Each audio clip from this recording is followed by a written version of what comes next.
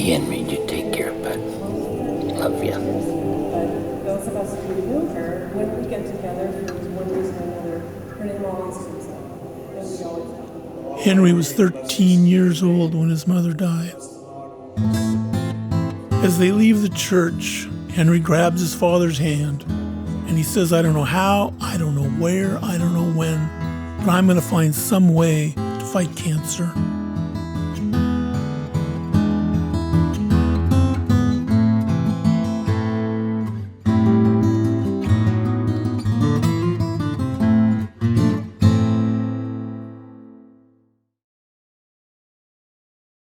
I remember going to the game at the Kiggins Bowl. It was a cold, crisp November night. It was great football weather. Still wasn't totally sure whether Henry would be there. Henry's father watches his son play this game just 4 days after burying his wife.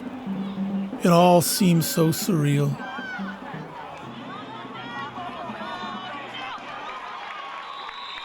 We went into that game just knowing that we were going to win. There was no way that we were going to lose that game. Henry strictly played offense, played left tackle.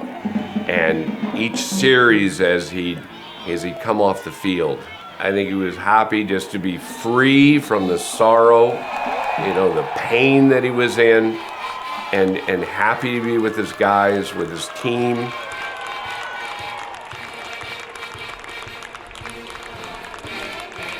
Even more special, we were able to get a trophy. All the kids lined up and took the Sharpie and autographed the game ball for Henry.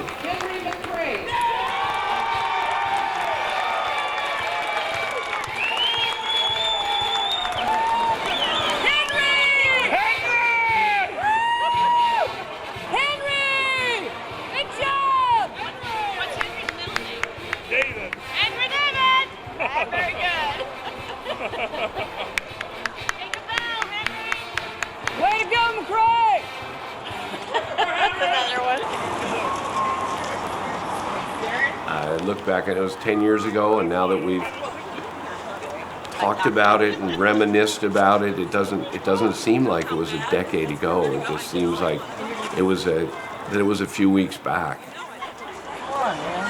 So Henry David, you just won the 7-8 CYO championship. Where are you going now? So say Disneyland, and then we run the commercial.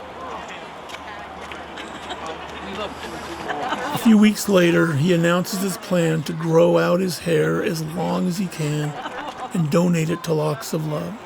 It was after the funeral, and I was just sitting in the car, and I was just like, hey, connecting the dots, cancer. And then I remembered the company Locks of Love, and I was like, hey, maybe I should do that.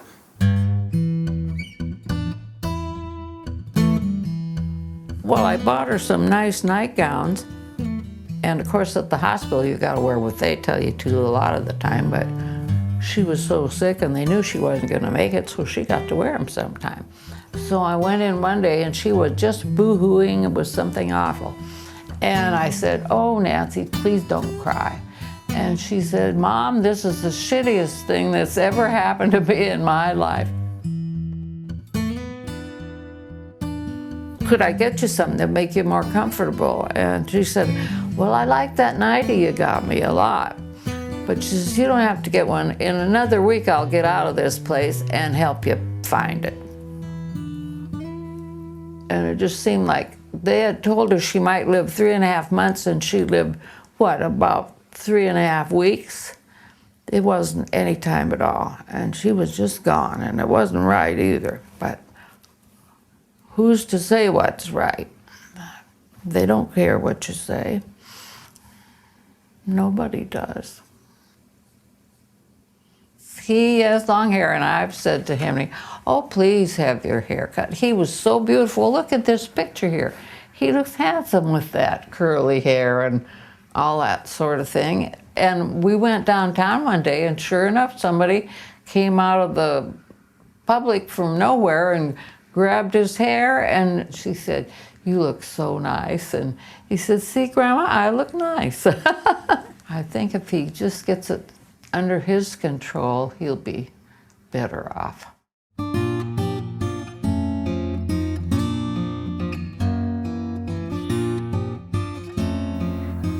Like, the most times I feel connected to my mom are when we're watching, or if I'm watching something that we would always watch together, like certain movies that we would always watch when I was sick and she would stay home with me. Like, we would watch a Hugh Grant movie called About a Boy. Just other little things like that, like things that would occur. What's on it is Mickey Mouse. How does it work? You just go fishing. And you got a fish.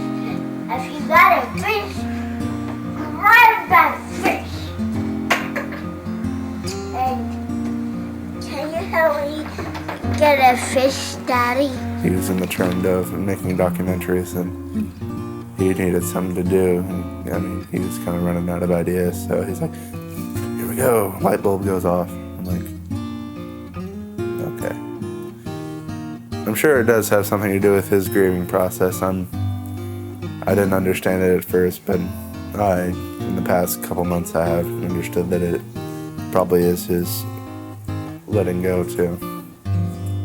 I don't think I would have had much help from the Dougy Center. Like, I know it helps a lot of people, but I don't think it would have helped me a lot, if at all. The Dougy Center is located in southeast Portland. It's a national grief center where children and their families can grieve death and share their experiences. So we'll start with the kids being able to tell their story. Every time we open up with their name, age, who died, and how. We may do a brief activity or some kind of discussion, and then kids are invited to go out into the playrooms. And we're really preparing them to kind of go back into the world. So while they're here at the Dougy Center, they can kind of take off that grief backpack that they carry all around. And then when they're leaving, they kind of put it back on and move on with their life. We believe that grief is a all-encompassing process. And so it could affect somebody behaviorally, emotionally, spiritually, physically, cognitively. It kind of taps into all those domains and then affects different people in its own unique way. I was sad, but not like the point where I needed like groups where we would express our feelings and kind of like shrink stuff. But I didn't really need that. I don't know. I just don't think I needed that. Kind of like he thought I was insane or completely depressed or something, but I really wasn't. So it's just, I felt out of place. Like, not really out of place, but like I knew I could fit in there, but just like I'm not as bad as these kids are off. Henry's journey continues as he begins his freshman year at Central Catholic High School in southeast Portland. The coach put him on the offensive line of the freshman football team. As the school year progresses, the teachers and staff of Central Catholic express concern that Henry is letting himself go. He's not taking care of himself, he's withdrawing. I didn't know his story until probably about a month after he'd been here. Until then, I saw Henry as this very large presence in our hallway with this glowing hair. But despite his large presence, he's a very quiet, humble, and gentle young man. And I had absolutely no idea that this was going on until his dad came in and mentioned that he had seen our bulletin board last spring with the Locks of Love event and told me the story about Henry growing his hair to honor his mother. I'm excited for him because I've also seen in the last couple of weeks, he's one of the students I think that's most anxious to let's get it on and get it over here and get that hair off. He's time to move on with it. The communication between school officials results in a wider understanding by the whole community.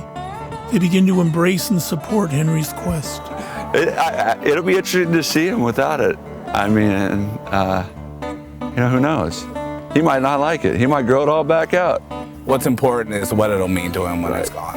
It's less important what he'll look like, but the fact that he worked towards it and he did something that was important to him. And now, maybe it's a new beginning or maybe it's starting fresh on something new that will help the community. but that's what's important.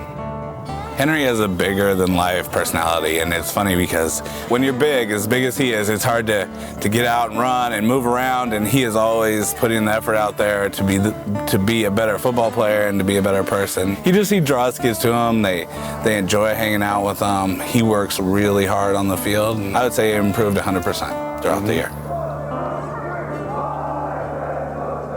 He had to get a bigger helmet this year, and we talked about, I don't know if that's the hair though or just his head, but he works with it. May 27, 2011.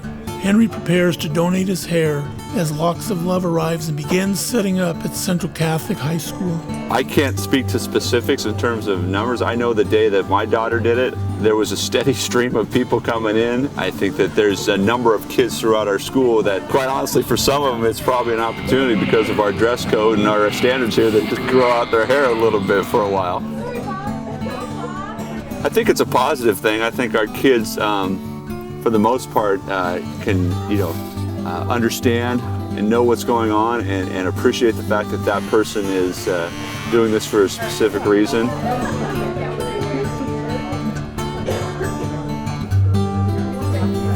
How long have you had your hair long for? 2 years. Straight. You're going to be glad to get rid of this, huh? Yep. Really. Just that the idea that a young man of the age of 15 would cut his hair off for somebody else. I mean, a lot of people grow their hair long, but to cut their hair off and give it to somebody, would you expect that from a 15-year-old? Henry makes us older. Okay, everybody, give it up for Henry!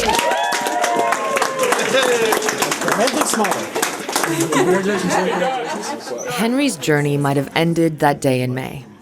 Haircut and donated. Goal accomplished. Instead, 10 years after his mother passed, Henry is preparing to embark on the rest of his life as a family of one. His father is dying. All right. Hold on a minute. I just want to make sure we're all ready to go. Yeah. In the summer of 2017, Dean McCrae is told he only has 6 months to live. He has stage 4, or what's also known as stage D congestive heart failure. He is suffering end-stage kidney failure and is subject to dialysis 3 to 4 times per week. He has a lung disease known as pulmonary fibrosis. He's also been diagnosed as an extremely insulin-resistant diabetic. At this point, his mobility is greatly restricted, and he requires a great deal of care to be able to live at home. He decides his last project will be the completion of the documentary he began 10 years ago about his son growing his hair out after his mother's death. Well, I desperately want to finish it. Without finishing it, it's kind of a lot of work that will go for naught. I obviously feel like I'm on borrowed time here. I don't think I have another 10 years to work on it. I worry about my slipping these surly bonds and how that's going to impact Henry.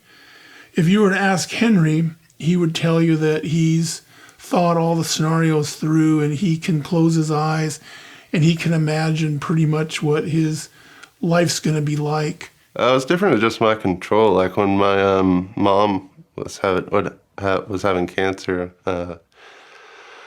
someone thought it would be a good idea to send my dad out to try and find pot for her, but knowing what my dad looks like, the most stereotypical police chief from any 80s to 90s movie, no one was selling him any pot on the street, let alone in the car he was driving. But so I think now with like just him, because he was having trouble sleeping, but I'm able to get him CBD edibles that help him sleep through the night. So I think there's just more control in my life of what I can do to actually help remedy the situation in life.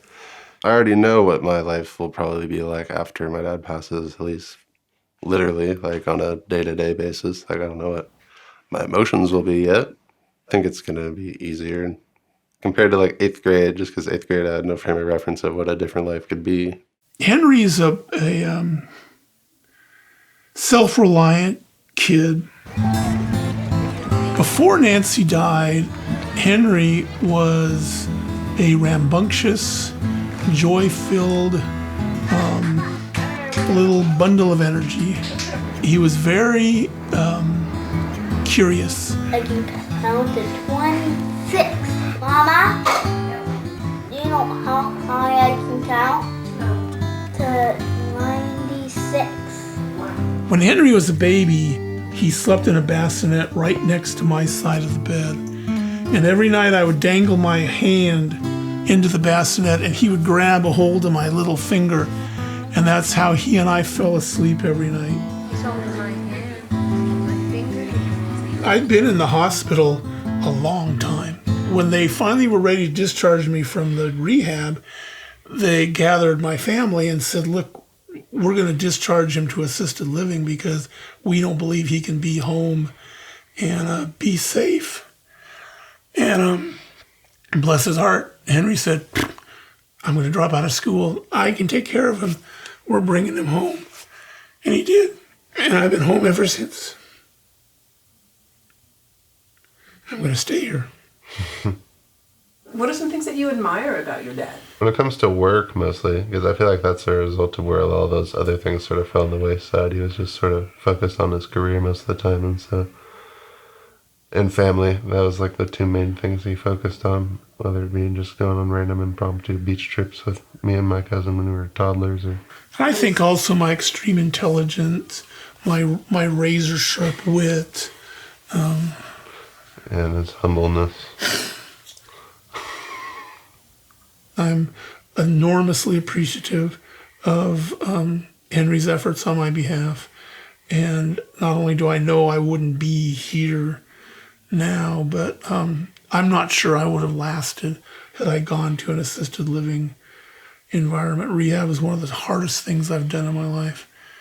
And I love the little guy very, very much. Okay. Is that a wrap? I think that's a wrap. Thank you, buddy. Yeah. I love you so much.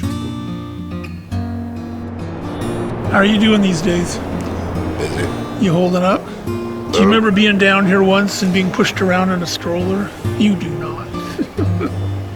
Well, there's videos of it. You were less than a year old. There's plenty of video of it. There is plenty of videos of it. But I remember the day the two doctors came in and gave us that diagnosis. And I felt like I was hit by a truck. I could hardly breathe. I remember going outside emotionally distraught and calling Caleb and came back in, and she was sitting there in her bed holding court. Two doctors were still there and a nurse. And I heard her tell one of the doctors, asked if that was conclusive. And yes, it was conclusive. She had gallbladder cancer. It had metastasized to her liver, her spine, her brain, and they told her she had maybe 6 months left to live. And she looked up at him and said, well, in that case, I'm not going to have my pap smear done next week. I might start smoking. And then I remember she'd gone into a coma for a few days, and she came out of the coma and she was there. She was herself.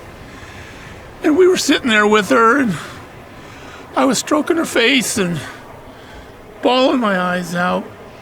And she looked up at me and grabbed my hand, and she said, Dean, don't be sad. She said, pretty soon I'm going to see my dad again, and I'm going to know who shot JFK.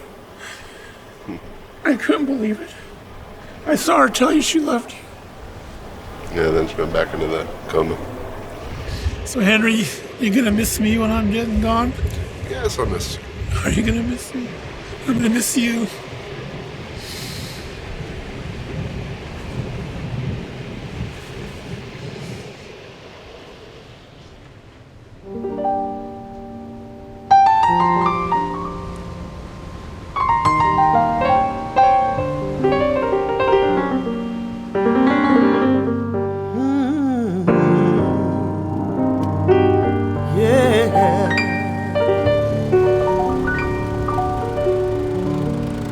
Motherless children have a hard time when the mother's gone. Motherless children have a hard time when the mother is gone.